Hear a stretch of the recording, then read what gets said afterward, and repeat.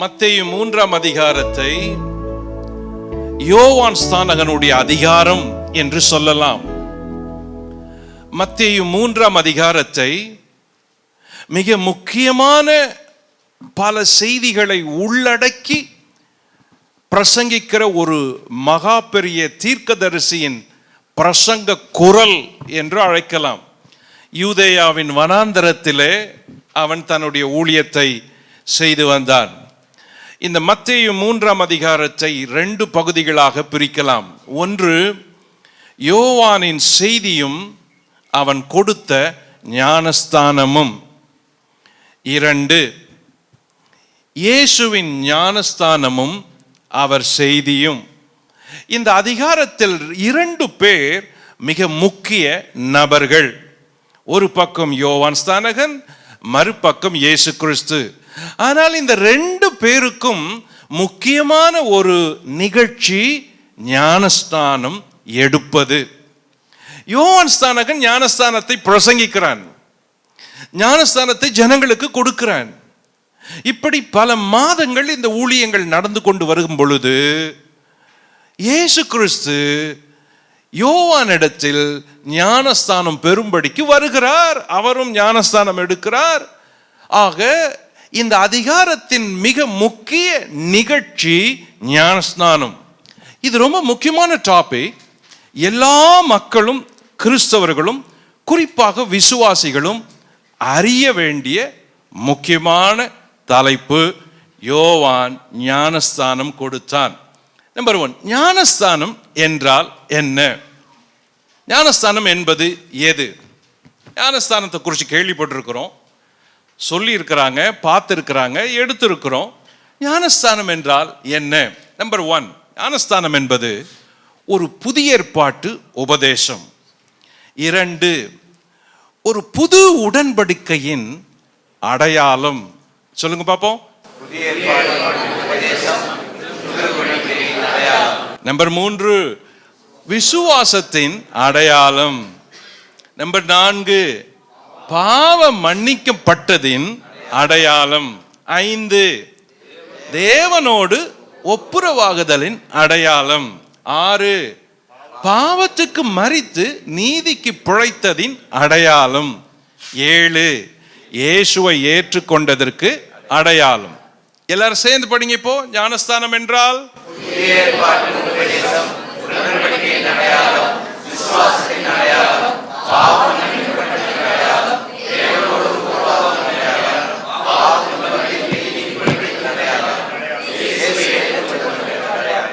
Okay.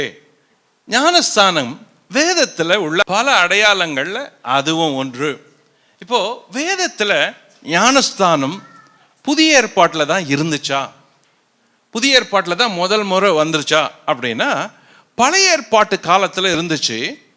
ஆனால் அது ஞானஸ்தானம் என்ற வார்த்தையில் இல்லை. இன்னொன்று, பழைய ஏற்பாட்டு காலத்தில் சுத்திகரிக்கிற நிகழ்ச்சிகளுக்கு பல்வேறு செயல் முறைகள் இருந்துச்சு. சுத்திகரிப்பு, சுத்தம், சுத்தம் பண்ணுதல், காப்பாற்றப்படுதல், பரிசுத்தப்படுத்துதல், இப்படி பல்வேறு நிகழ்ச்சிகள் பழைய ஏற்பாட்டில் இருந்துச்சு. ஆனால் புதிய ஏற்பாடு வந்ததுமே அதனுடைய மாற்றம், வளர்ச்சி பல விதங்களில் முக்கியத்துவப்படுத்தப்படுகிறது.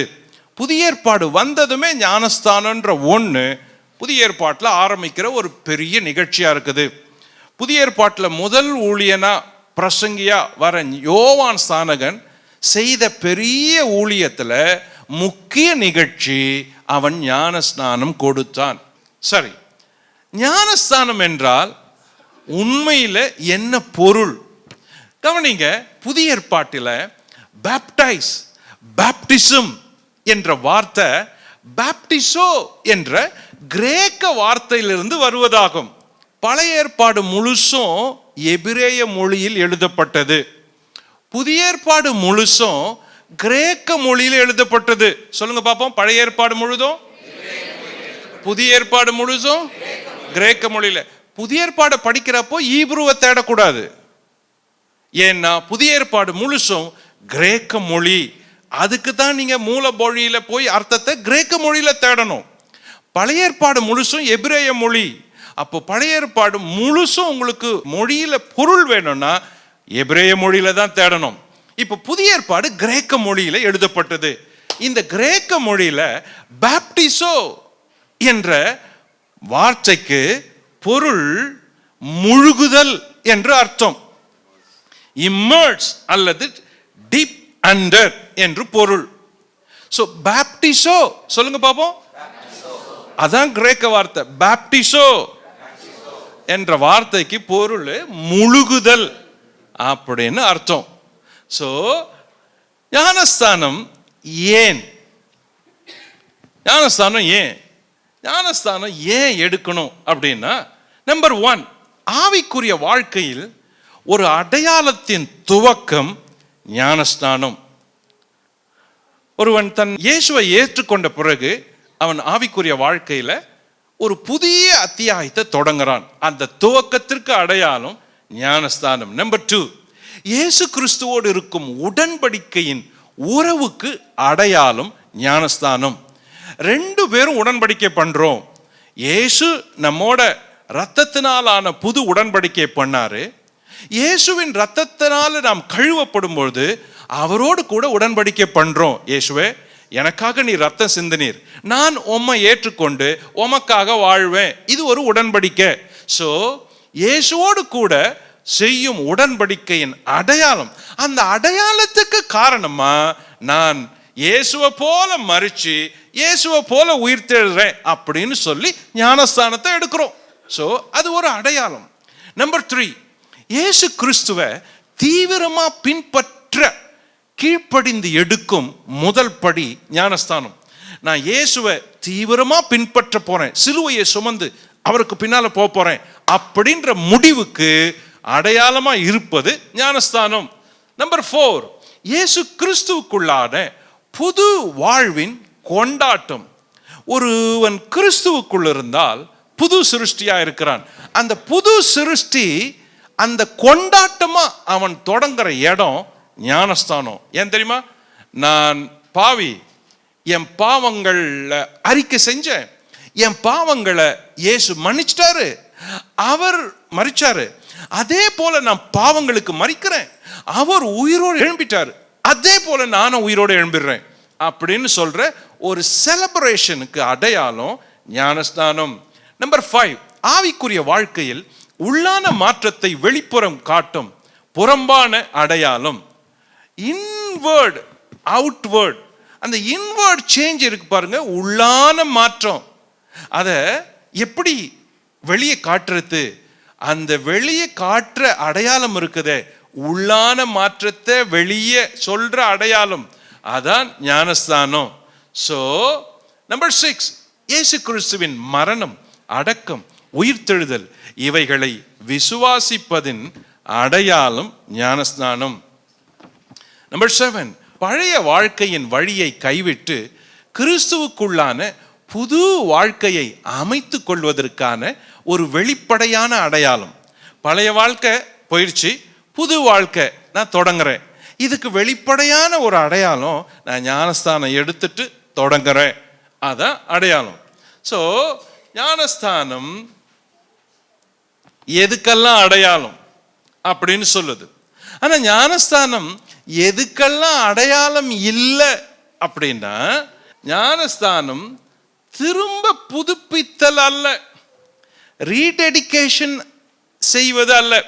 ஒரு முறை செஞ்சுட்டு மறுபடியும் செய்யறது, ஒரு முறை எடுத்துட்டு மறுபடியும் எடுத்துக்கலான்னு சொல்றது, ஒரு முறை போயிட்டு மறுபடியும் செய்யலாம் அப்படின்னு. அப்போ ரீடெடிகேஷன் கிடையாது, அது ஒரு உடன்படிக்கை. எது ஞானஸ்தானம் இல்லை? திடப்படுத்தல் என்பது ஞானஸ்தானம் இல்லை. என்ன பண்றீங்க? சிலர் திடப்படுத்தல் கிளாஸுக்கு போறாங்க, போய் திடப்படுத்துறாங்க, அவங்கள அப்படியே திடப்படுத்திக்கிட்டே இருக்கிறாங்க. அவங்களும் திடம் ஆகிற மாதிரியும் தெரியல, அதனால திடப்படுத்திக்கிட்டே இருக்கிறாங்க. அப்புறம் என்னன்னா ஒரு படுத்தலும் இல்லை. அப்போ திடப்படுத்தல் என்பது ஞானஸ்தானம் இல்லை. நம்ம தவறா சொல்றோம். திடப்படுத்தல் என்பது ஞானஸ்தானம் இல்லை.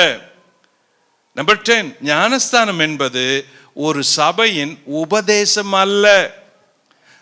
அது கிறிஸ்துவின் கட்டளை. அப்ப அது சபையின் உபதேசம் இல்லை, போதகனுடைய உபதேசம் இல்லை, அது கிறிஸ்துவின் கட்டளை. சரி, ஞானஸ்தானம் குறித்து புதிய ஏற்பாடு கூறுவது என்ன? பழைய ஏற்பாடை பார்த்து புதிய ஏற்பாடு கூறுவது என்ன? நம்பர் 1, இயேசு கட்டளையிட்டார். வாசிப்போம், மத்தேயு 28:19. ஆகையால் நீங்கள் புறப்பட்டு போய் சகல ஜாதிகளையும் சீஷராக்கி பிதா குமாரன் பரிசுத்த ஆவியின் நாமத்தினாலே அவர்களுக்கு ஞானஸ்தானம் கொடுத்து. ஞானஸ்தானம் கொடுத்து எல்லாருக்குமே இயேசு சொன்னது.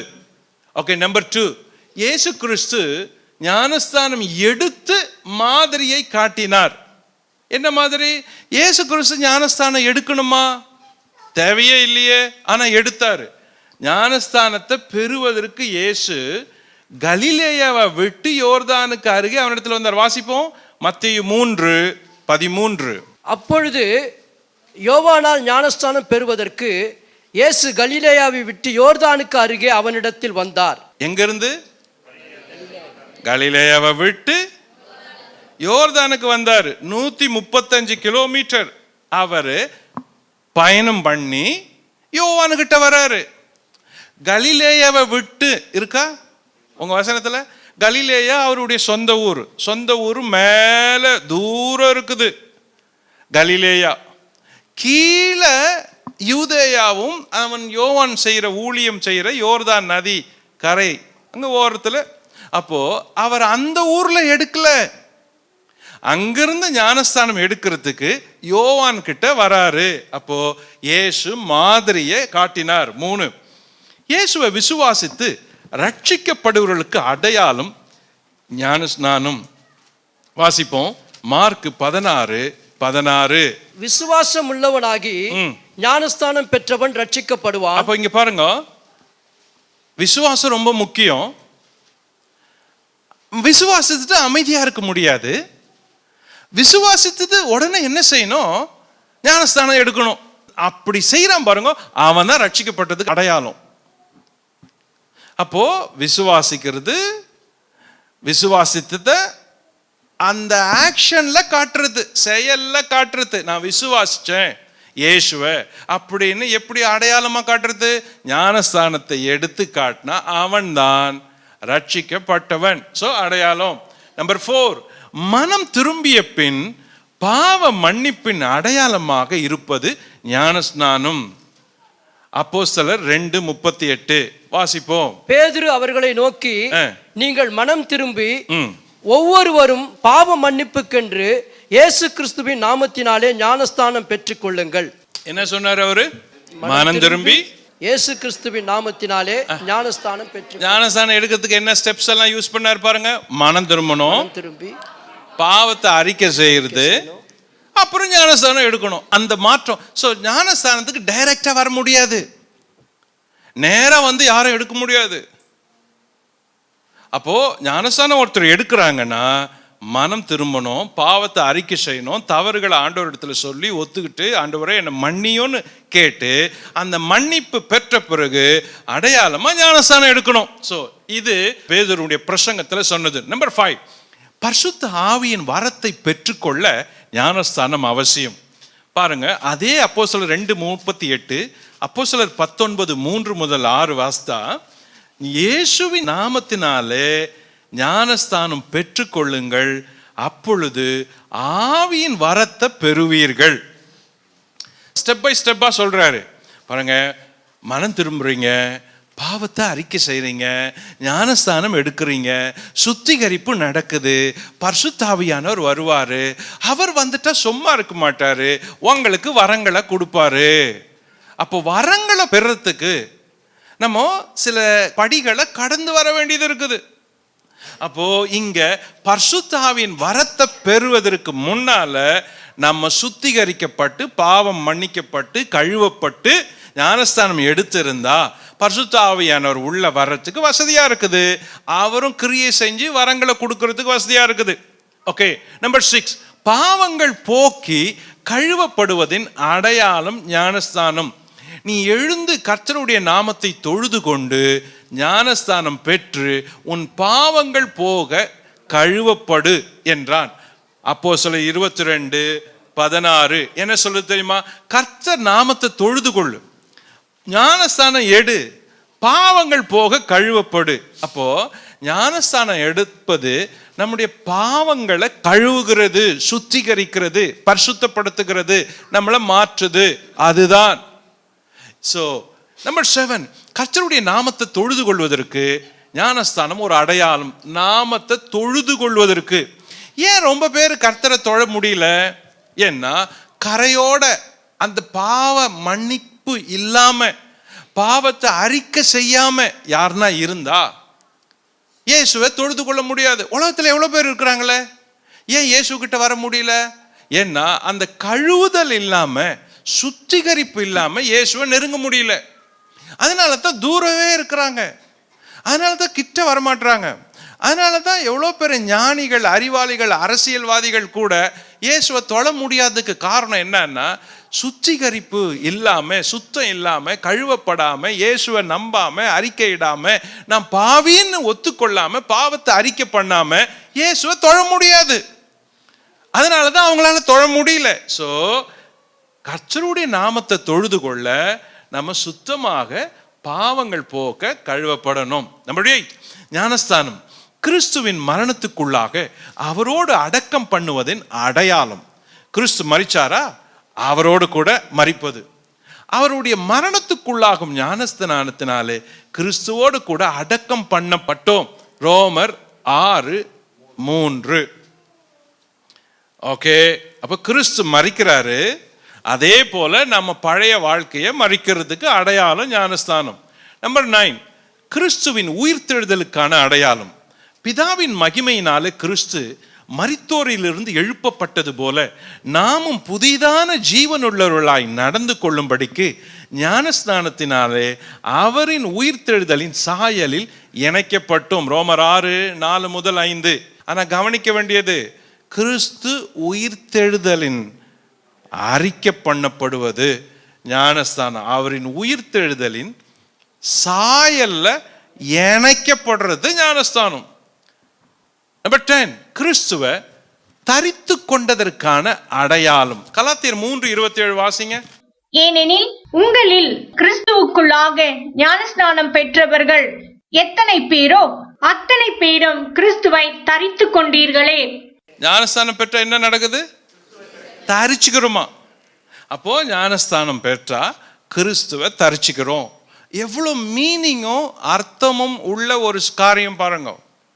சும்மா போயிட்டு நம்ம சடங்குக்கு எடுத்துடுறோம், சாங்கியத்துக்கு எடுத்துடுறோம், கடமைக்கு எடுத்துடுறோம், மனுஷனுக்காக எடுக்கிறோம், மாற்றமில்லாத எடுக்கிறோம். இன்னும் டீப்பாக இருக்குது இதனுடைய முக்கியத்துவம். எதுக்காக யோவான் ஸ்நானகன் ஞானஸ்தானத்தை கொடுத்தான், ஏன் ஜனங்கள் வந்தாங்கன்றது ரொம்ப முக்கியம். நான் பேச பேச பேச உங்கள் மைண்டே யோசிக்கும், எங்கெல்லாம் ஞானஸ்தானத்தை தவறாக செய்கிறாங்க, தவறாக போதிக்கிறாங்க, தவறாக ஜனங்க எடுக்கிறாங்கன்னு உங்களுக்கே விளங்கிடும். ஸோ யோவான் ஸ்நானகனும் அவன் ஞான ஸ்நானமும். இப்போ மறுபடியும் முதல்ல வெளிப்புறமாக இருக்கிற அடையாளங்களை பார்த்தோம், வசனப்படி பார்த்தோம், பழைய ஏற்பாட்டில் ஞானஸ்தான சுத்திகரிப்பு முறைமைகளை பார்த்தோம், புதிய ஏற்பாட்டில் பிராண்ட் ஞானஸ்தானம்னா என்னன்னு பார்த்தோம், அதனுடைய அடையாளங்கள் என்னன்னு பார்த்தோம், புதிய ஏற்பாட்டில் எதுக்காக ஞானஸ்தானம் என்ன சொல்லுது என்பதை பார்த்தோம். இப்போ மறுபடியும் மத்தேயு 3ஆம் அதிகாரத்தில் யோவான் ஸ்நானகன் கொடுத்த ஞானஸ்தான ஊழியத்துக்கு வருவோம். இப்போ யோவானும் அவன் கொடுத்த ஞானஸ்தானமும். இங்க பாருங்க, இந்த 3 முக்கிய காரியம். யோவானும் அவன் ஞானஸ்தானமும். இந்த தலைப்பை ரொம்ப கவனிச்சுக்கணும். இப்போ யோவான் ஸ்நானகன் ஞானஸ்தானம் கொடுத்தாரு. என்ன முக்கியமா கவனிக்கணும்னா, நம்பர் 1 ஞானஸ்நானமும் மாற்றமும். நம்பர் 2 ஞானஸ்நானமும் இடமும். நம்பர் 3 ஞானஸ்நானமும் நோக்கமும். யோவான் ஸ்நானகனுடைய ஊழியத்தை இப்போ கவனிக்க போறோம். என்னெல்லாம் ரொம்ப முக்கியமா அவன்கிட்ட கவனிக்க வேண்டியது இருக்குது இந்த காரியத்துல.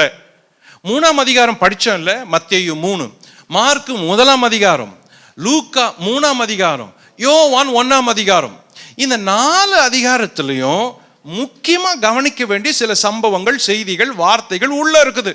அதை தான் ஒவ்வொரு வாசகனும் கவனிக்கணும், விசுவாசியும் கவனிக்கணும். ஞானஸ்தானம் எடுக்க வர யாரா இருந்தாலும் நீங்க அவங்களுக்கு சொல்லணும், அல்லது ஞானஸ்தானத்தை எடுக்கிறதுக்கு அவங்களுக்கு நீங்க வலியுறுத்தணும். ஞானஸ்தானத்தை குறித்த சந்தேகம் இருக்குமானா நீங்க அவங்களுக்கு சொல்லி தெளிவுள்ளவங்களாக்கணும். ஏதோ இது நான் உங்களுக்கு மட்டும் சொல்லலை, கிறிஸ்துவுக்குள்ள யாராவது ரட்சிக்கப்பட்டு வந்தா, நான் இன்னும் ஞானஸ்தானம் எடுக்கல அப்படின்னு சொன்னா, நீங்க அவங்கள சந்திக்கும் பொழுது அவங்கள உட்கார வச்சு இப்படிப்பட்ட செய்திகளை சொல்லணும். இது ஒவ்வொரு விசுவாசிக்கும் கடமை. ஞானஸ்தானத்தை எடுத்து இருந்தா, நீ ஒரு விசுவாசியா இருந்தா, ரட்சிக்கப்பட்ட புது விசுவாசிக்கு கட்டாயம் இதை நீங்க உட்கார வச்சு பேசி சொல்லி அவங்கள ஞானஸ்தானத்துக்கு வழி நடத்தணும். அது உங்க பொறுப்பு, அது உங்க பொறுப்பு. ஓகே, நம்பர் 1, ஞானஸ்தானமும் மாற்றமும். என்ன மாற்றம்? எதுக்காக ஞானஸ்தானம் எடுக்கணும் பாருங்க. முதலாவது, தங்கள் பாவங்களை அறிக்கையிட்டு யோர்தான் நதியில் அவனால் ஞானஸ்தானம் பெற்றார்கள். மத்தேயு 3:6 வாசிங்க. தங்கள் பாவங்களை அறிக்கையிட்டு யோர்தான் நதியில் அவனால் ஞானஸ்நானம் பெற்றார்கள். மக்கள் என்ன செஞ்சாங்க? இங்க பாருங்களேன், டைரக்டா வந்து எடுத்துல நேர எல்லாம் வாங்க, எல்லாம் வாங்க, யாரெல்லாம் வரீங்க, வாங்க வாங்க வாங்க வாங்க, வழி பூட்டு போறாங்க, கேட்டு திறந்து இருக்குது அப்படின்னு யாரும் கூப்பிடல. அப்படி யாரும் கூப்பிடல. எல்லாரும் என்ன பண்ணாங்க? தங்க பாவங்களை அறிக்கை செஞ்சு, நான் பண்ணது ஆண்டவரே ஆண்டவரே ஆண்டவரே என்ன மன்னி அறிக்கை செஞ்சு அப்புறம் நதியில இறங்குறாங்க. அப்போ பாவத்தை அறிக்கை செய்யறவங்க எடுக்கிறது. ஓகே, நம்பர் 2, மனம் திரும்புதலுக்கென்று நான் உங்களுக்கு ஜலத்தினால் ஞானஸ்தானம் கொடுக்கிறேன். மத்தேயு 3:11 வாசிப்போம். மனம் திரும்புதலுக்கென்று நான் ஜலத்தினால் உங்களுக்கு ஞானஸ்தானம் கொடுக்கிறேன். வெயிட், எதற்கு ஞானஸ்தானம் கொடுக்கிறேன்? மக்கள் மனம் திருந்தனா ஞானஸ்தானம். அப்போ இவன் பிரசங்கம் என்ன பண்ணாரு? மனம் திரும்புங்கள், பரலோக ராஜ்யம் சமீபத்திருக்குது பிரசங்கம் பண்ணாரு. இப்ப மனம் திரும்புறாங்க. திரும்பிட்டு நாங்க என்ன பண்ணணும் சொல்லுங்க. அப்போ மனம் திரும்பிட்டா இப்ப நீ ஞானஸ்தானம் எடுக்கலாம். கேர்ஃபுல்லா லிசன் பண்ணணும். இது உங்க சபையை சேர்ந்தது, உங்களை சுத்தி இருக்கிற சபையை சேர்ந்தது. இயேசுவை ஒருத்தர் ஏற்றுக்கொண்டா அவங்கள சரியா கைட் பண்ணணும்னா இது உங்களுக்கு தெரிஞ்சிருக்கணும். 4 பேர் கேள்வி கேட்டாங்கன்னா இது உங்களுக்கு தெரிஞ்சிருக்கணும். உங்க சபையில இருக்கிறவங்களே இன்னும் ரட்சிக்கப்படாத சபையில பல வருஷம் இருக்கிறப்ப அவங்களே இன்னும் ஞானஸ்தானம் எடுக்கல, பாவ அறிக்கை செஞ்சு மனம் திரும்பி ஞானஸ்தானம் எடுக்கல. ஆனா அவங்க எடுத்த ஒரு குழந்தை ஞானஸ்தானத்தை இன்னும் அறிக்கை பண்ணிட்டு இருக்கிறாங்க. அப்பனா குழந்தை ஞானஸ்தானத்தை குறித்து ஒருத்தர் பேசுறப்ப விசுவாசிகளாகிய நீங்க அவங்களுக்கு எதை கொண்டு தெரிவிப்பீங்க, தெளிவுபடுத்துவீங்க? என்ன பேசி அவங்கள தெளிவுபடுத்துவீங்க? என்ன சொன்னா அவங்க கண்கள் திறக்கப்படும், அவங்க இருதயத்துக்குள்ள போகும்? அப்படின்னா இவைகள் தான் ரொம்ப முக்கியம். நீங்க அவங்க கிட்ட பேச வேண்டியது. உங்க சபையில முழுகி ஞானஸ்தானம் எடுக்காம தெளிப்பு ஞானஸ்தானத்தையோ குழந்தை ஞானஸ்தானத்தையோ குறித்து யாராவது பேசினா, வாதாடினா, வாக்குவாதம் செஞ்சா, விசுவாசியாகிய நீங்கள் அவங்களுக்கு பேச வேண்டிய காரியங்கள் தான் இவைகள். ஓகே, யோவான் ஞானஸ்தானத்தை அறிமுகப்படுத்துறப்ப ஜனங்கள் தங்கள் பாவங்களை அறிக்கை செஞ்சு ஞானஸ்தானம் பெற்றாங்க, மனம் திரும்பி ஞானஸ்தானம் பெற்றாங்க. ஓகே, நம்பர் 3, பாவ மன்னிப்புக்கென்று மனம் திரும்புதலுக்கு ஏற்ற ஞானஸ்தானத்தை குறித்து பிரசங்கம் பண்ணி கொண்டிருந்தான். நம்பர் 4, பரிசேயரும் சதுசேயரும் அவனிடத்தில் வந்து ஞானஸ்தானம் பெறும்படிக்கு வந்தார்கள். அவர்களை விரியன் பாம்பு குட்டிகளே, உங்களுக்கு இந்த வகை காட்டினவன் யார்? ஆபிரகாம் உங்களுக்கு தந்தை என்று உங்களுக்குள்ளே சொல்லிக் கொள்ளாதிருங்கள் அப்படின்னா. இப்ப வாசிப்போம் மத்தேயு 3:6. தங்கள் பாவங்களை அறிக்கையிட்டு யோர்தான் நதியில் அவனால் ஞானஸ்தானம் பெற்றார்கள்.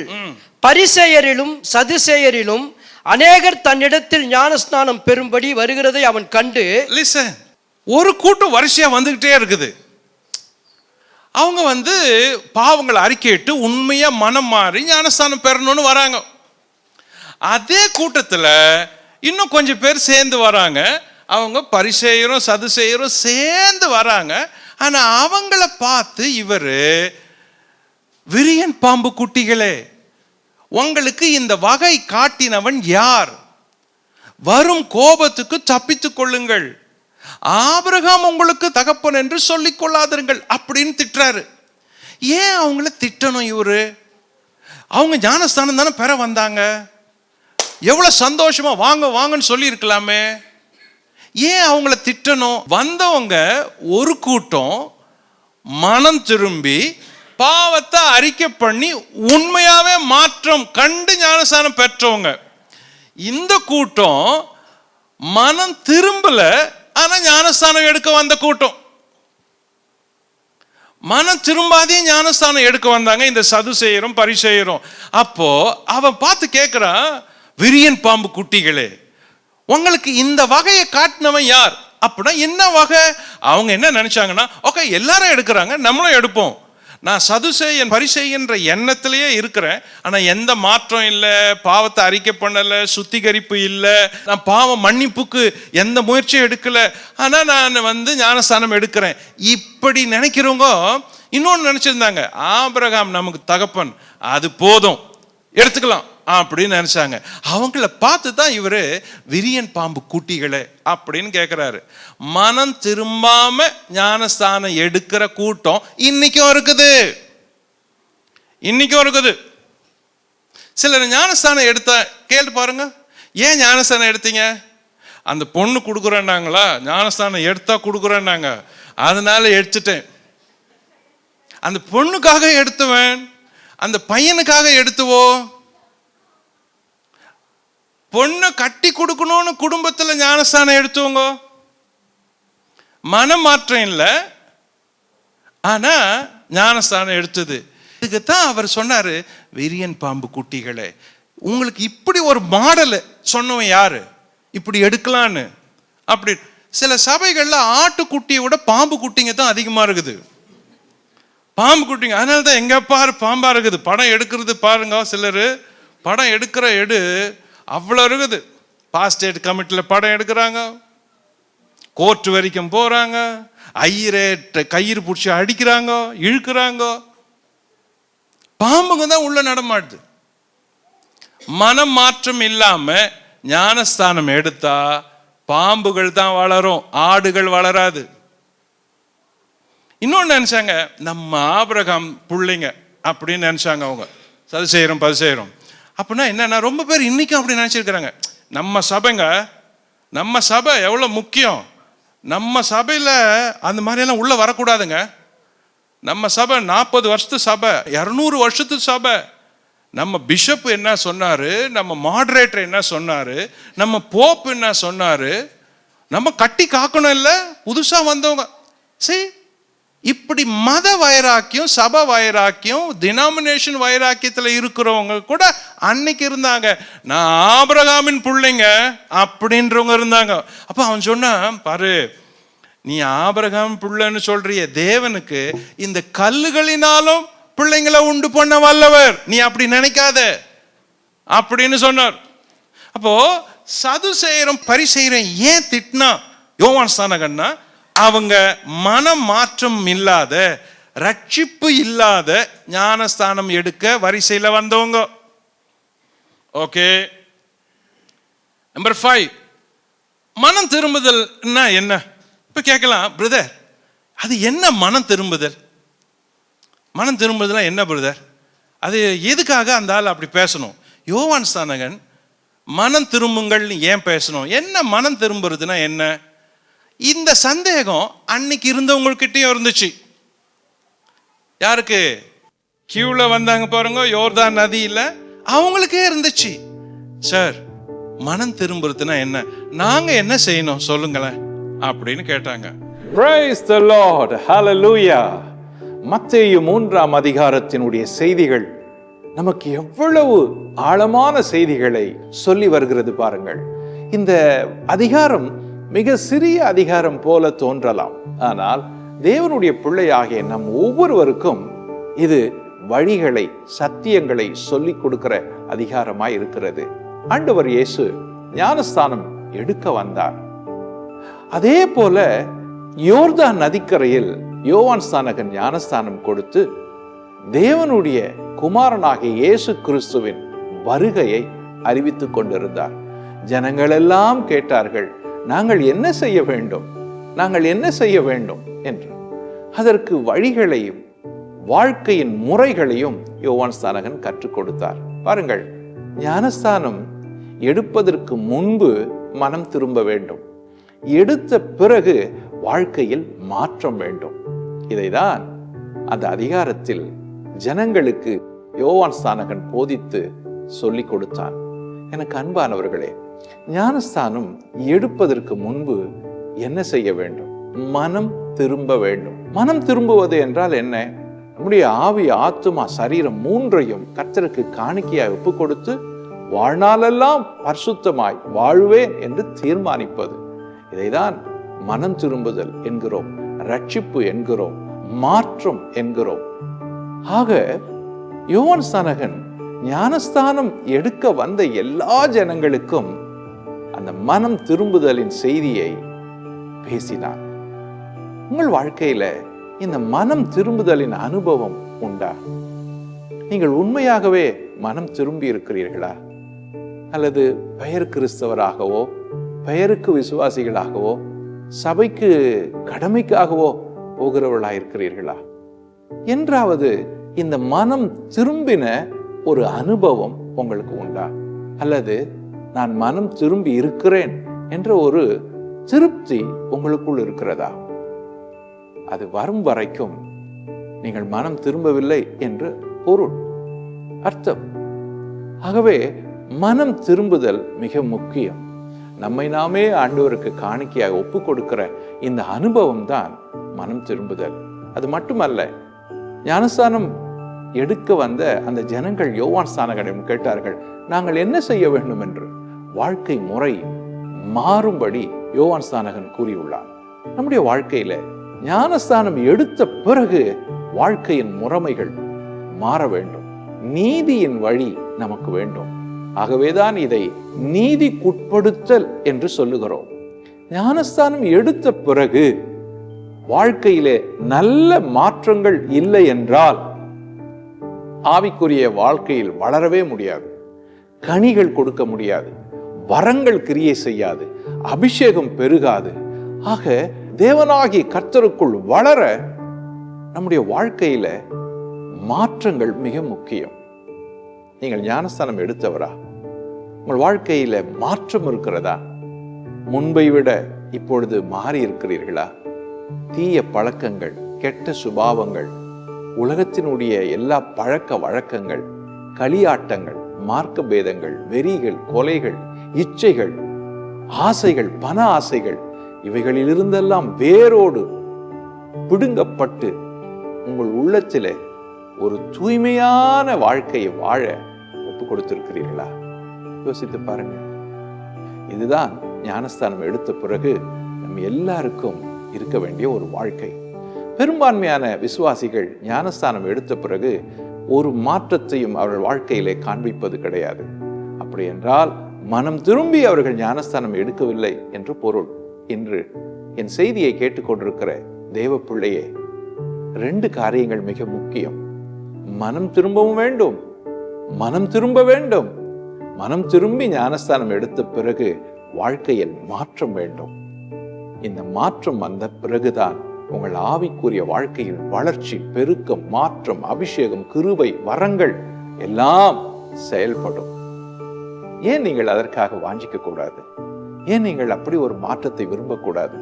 ஏன் ஆண்டவராக இயேசுக்குள் வாழ தீர்மானிக்க கூடாது? இன்று உங்களை ஒப்புக்கொடுங்கள். கர்த்தர் உங்களை கையில் எடுப்பார், பயன்படுத்துவார், மாற்றங்களை காண்பீர்கள். ஆண்டவருக்கு காணிக்கையாய் ஒப்பு கொடுக்கப்பட்ட வாழ்க்கையை தான் அவர் அங்கீகரித்து எடுத்து பயன்படுத்துகிறார். நீங்கள் ஆண்டவருக்கு பயன்பட வேண்டுமா? நீங்கள் ஆண்டவருக்காக வாழ வேண்டுமா? நீங்கள் ஆண்டவருக்காக உபயோகமான பாத்திரமாய் வாழ்நாளெல்லாம் விளங்க வேண்டுமா?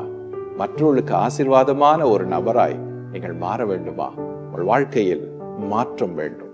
அந்த மாறிய வாழ்வை ஆண்டவர் ஆசீர்வதிக்கிறார், பயன்படுத்துகிறார். ஜெபிப்போமா? பிதாவே, எங்களை மாற்றும், பரிபூர்ணமாய் மாற்றும். என்னோடு கூட சேர்ந்து ஜெபிக்கிற ஒவ்வொரு சகோதரன் சகோதரியை, வாலிபனை, கன்னிகையை, போதகனை மாற்றும் ஆண்டவரே. மனப்பூர்வமாய் ஒப்பு கொடுக்கிற ஒவ்வொருவரையும் ஆண்டவர் அங்கீகரித்து எடுத்து பயன்படுத்தும்.